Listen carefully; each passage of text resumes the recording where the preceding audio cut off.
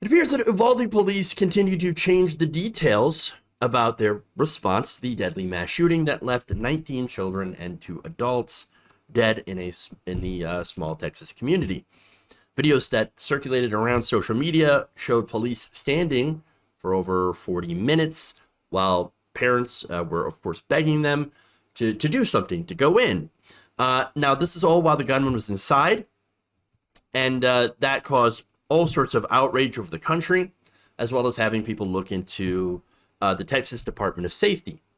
And so all of that and that outrage caused the police in that area to basically continue to revise their timeline of events, because there were some inconsistencies that were reported. Now, again, before I get into that, let's be fair, okay? Because, you know, we do that. We deal in facts here.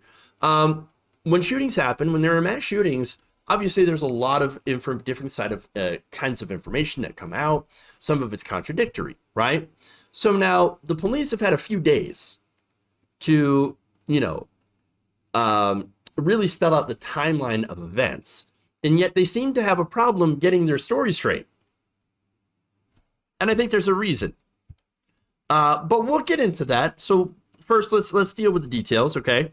So now, earlier statements by police officers claimed that the attacker had been confronted and shot by an officer, or shot at by an officer, sorry, and that was supposedly outside the school. Now the police are saying that Romas had actually roamed outside of the school for about 12 minutes before entering the building, completely unchallenged. So now, where was that officer? Where were they? Well, we have details of where he was. Turns out he was chasing after a teacher. Drove right by the actual assailant and went after a teacher. So, look, he went through the back door, killed 19 children, 2 teachers before he was shot dead about 90 minutes after he had arrived. So now we know also that the police, instead of going into the building to engage the shooter, as was the guidance that had become standard police practice after the Columbine High School massacre, which states that officers that are on the scene, the first officers on the scene, should do whatever they can to stop an attack without waiting for backup. They go in, rush in, try to save as many lives as possible. And yes, that means putting yourself in danger. What did they do instead? Well, we know from eyewitnesses that the police waited for backup and decided to tackle and handcuff parents who were upset at the police for doing nothing. One mother told the Wall Street Journal that she was briefly handcuffed and accused of impeding a police investigation after demanding, along with other parents, that officers do their jobs and enter the school. Angela Rose Gomez said that she saw one father thrown to the ground by an officer, another pepper sprayed, and a third who was tased. All of that happening while someone was in the school massacring the kids, where the kids were bleeding to death, begging for help, and calling, by the way, the police multiple times, not knowing that the police were sitting right outside tackling parents. Now, that woman was released by a local cop, after which she then jumped the fence, ran inside, and rescued her own kids. The police were just standing outside the fence. They weren't going in there or running anywhere, she told reporters. An off-duty police officer also entered the school to rescue people. And then, of course, there are other reports of police coming in and rescuing their own kids. You also had parents outside that were saying to the police, why don't you just give us your gear and we'll go in and rescue the kids? If your fat ass is going to sit out here and eat donuts and not do anything, then we're going to do it. Now, of course, that's probably a bad idea. But hell, at least they would be doing way more than the police officers. Jesus. Now, again, I say that they're too afraid to go in. And I don't say that lightly because guess what? They actually admitted this. Here's a lieutenant with the Texas Department of Public Safety basically admitting why they didn't want to go in. Don't current best practices, Lieutenant, call for officers to disable a shooter as quickly as possible, regardless of how many officers are actually on site? Correct. The active shooter situation, you want to stop the killing, you want to preserve life, but also one thing that, of course, the American people need to understand is that officers are making entry into this building. They do not know where the gunman is. They are hearing gunshots. They are receiving gunshots. At that point, if they proceeded any further, not knowing where this suspect was at, they could have been shot. They could have been killed. And at that point, that gunman would have the opportunity to kill other people inside that school. Oh, if they had went in, they could have been shot at. Now, of course, we know from reports as well that the gunfire, the vast majority of the gunfire actually happened at the beginning, before the police were there. They were not exchanging fire with the police. Simply not true. And did they say, oh, but you don't understand, they couldn't have gone in there because they could have been shot, they could have been killed. Oh, no. Oh, I'm sorry, you could have been hurt? Oh, well, that changes everything. Oh, man, yes. Sure, let's just let the gunman sit there and make target practice out of our kids. Because God forbid, you could have been hurt. You could have been shot. Somehow, one guy with a gun completely outclassed all of our law enforcement gathered outside for over an hour. Somehow. Do you know how much of the Uvalde Police Department, how much of the budget of the city goes to the police? About 40%. You're saying the police couldn't be asked to do their jobs? They just couldn't. Oh, no, I could get hurt. And that one guy with 2 AR-15s that he had bought on his 18th birthday, that guy was better than your entire police force. 19 people, 19 officers were stacked outside the door. One guy. You're kidding. Again, they admitted that they had numerous police officers, again, 19 outside the room, who did not make any attempt to break through the door. Instead, they decided to pull back, and they waited. They just waited. Oh, man, the commander says, there's no kids who are in danger. Oh, really? Look, we even know that when the specialist unit arrived, it actually arrived really early on. And the Uvalde police said, no, you are not going to go in there and rescue those kids. You're not going to go in there and stop that shooter. Why? We don't know. Nobody's telling us anything about it. They're cowards. Absolute cowards. Trained to be cowards, to not take any, not one iota of risk to themselves. This is like a firefighter not rushing into a burning building to save lives. Well, then why are you there? What's the point? What's your job? I mean, you should accept that this is a risk that comes with the job, but as I've noted before, being a police officer in this country is not a dangerous job. I mean, look, you're far more likely to be killed or injured doing a normal job, working on a farm, being a pizza delivery driver. Far more dangerous than being a cop in this country. And by the way, the biggest killer of on-duty police officers for the last 2 years wasn't criminals, wasn't active shooter situations. No, it was COVID. COVID killed more cops because they decided not to wear a mask or get vaccinated. COVID. And we know why, because look, as soon as they see a black person They immediately fire everything they got at him. Look at what happened to Tamir Rice, 12 years old. 2 seconds, they get out of the car, he's dead. Overwhelming force. Overwhelming. Because there's absolutely no risk to them. Nope. Nope. And it gets worse because they've lied about the response. You remember when Greg Abbott was doing his ridiculous press conference? He was talking about how, the wonderful quick response of the valiant local officials that had engaged a gunman before he even entered the school. Well, now we know that that wasn't true.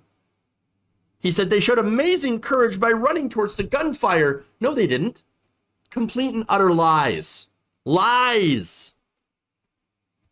They didn't do that at all. They sat back and ate fucking donuts.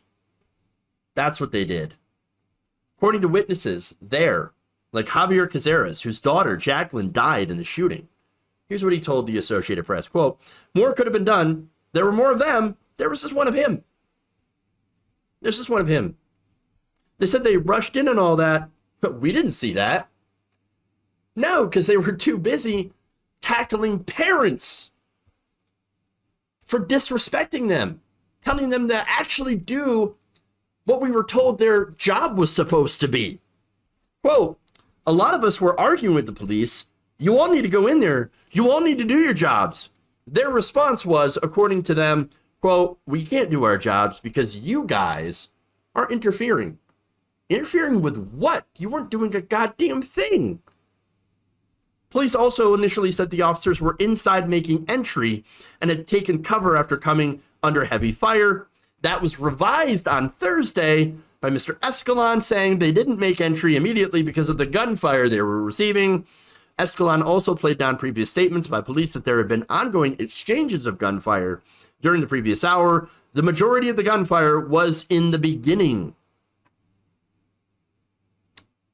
So they're basically lying to cover their asses. That's what they're doing. Because they know that their position is indefensible, that they did absolutely nothing that they were supposed to do. And you know who's out there kissing their ass right now? President Joe Biden.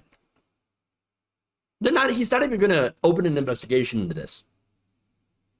President Joe Biden, a Republican, a right-winger. Oh, I know.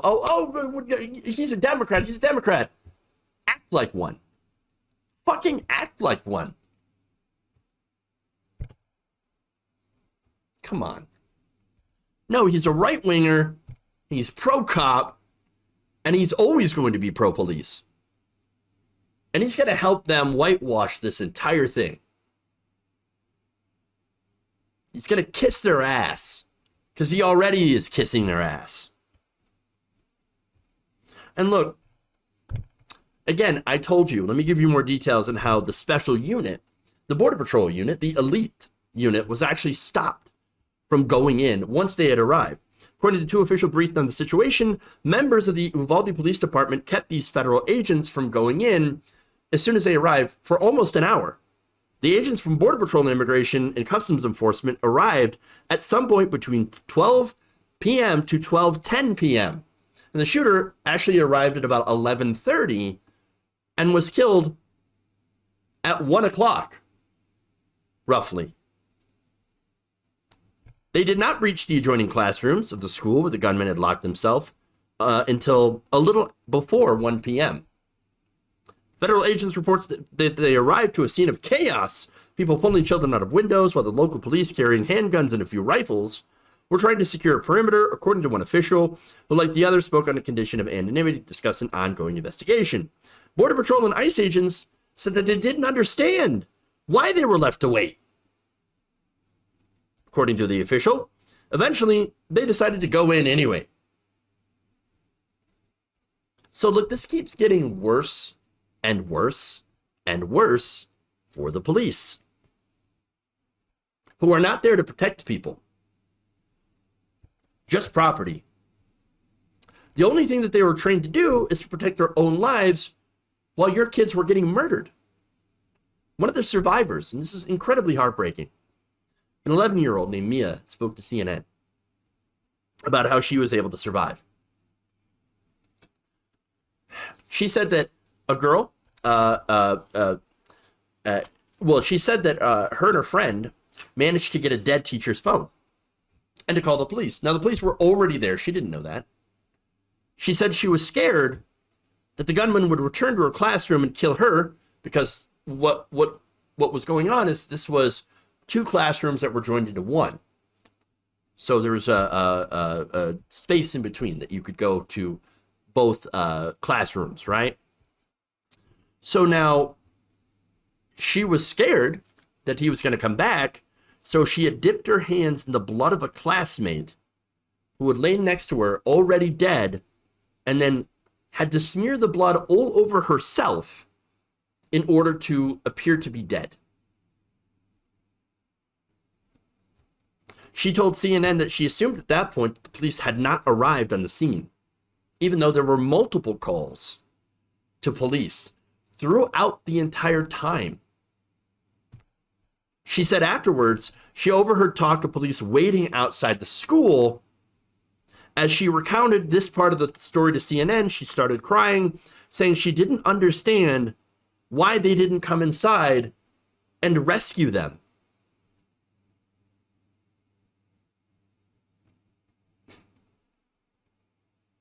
I mean, I know why. I know why. At the end of the day, the sad truth of this is that it's not their job. One of the biggest lies told in American society today is that the police are there to protect you. They're not. They're not. Numerous court cases have established this. It's a fact that the police do not have to act if someone is actively being harmed.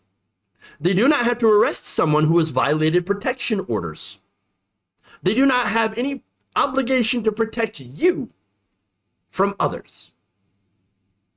I'll give you the court cases. Town of Castle Rock versus Gonzales. DeShaney versus Winnebago County Department of Social Services. And there was also a case that was dismissed where you had a man, a stabbing victim, Joseph Lozito, who tried to sue the NYPD for not helping him. He was stabbed multiple times on a train by Maxim Gelman, who was going around killing people, stabbing people. 2 NYPD officers were literally a few feet away from this stabbing. Didn't do a goddamn thing to help him. Lozito, who was stabbed in the face, hands, neck, and head, ended up resorting to martial arts to subdue Gelman until the officers came out of the booth and cuffed him.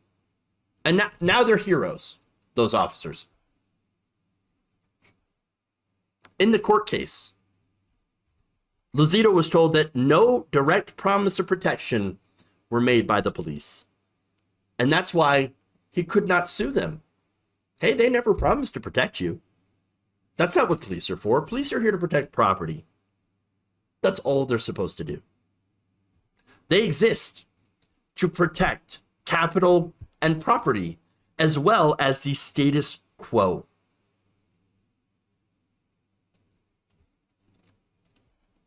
Their absolute cowardice and incompetence in this situation, and in many different situations, by the way, is, I think, proof that defunding the police has to happen. It's the right thing to do. Because they're not here to protect us. No. And they prove it over and over and over again.